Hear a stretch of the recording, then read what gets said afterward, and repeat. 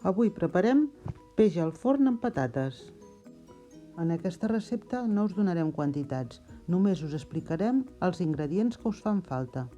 Necessitem que el peix sigui ben fresc.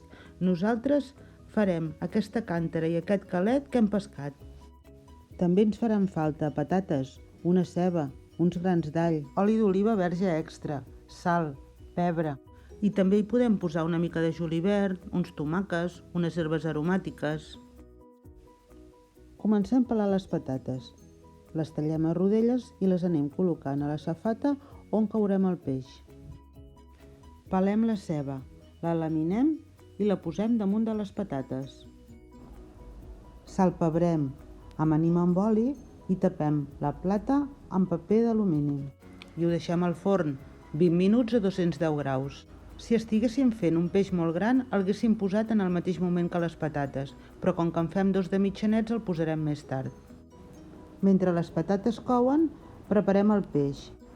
Salem el peix per dintre i per fora, i a dins hi posarem una mica de julivert, mig gra d'all i, si volem, una mica de llimona. Els tomàquets són opcionals i els podem posar sencers o partits per la meitat. Passats els 20 minuts, traiem la plata del forn i posem el peix, les herbes aromàtiques, els tomàquets, amanim bé amb oli, el tornem a tapar i una altra vegada cap al forn. El deixem coure 20 minuts a 210 graus i ja el tindrem a punt. És molt important que respectem el temps de la cocció i que el servim just acabat de coure.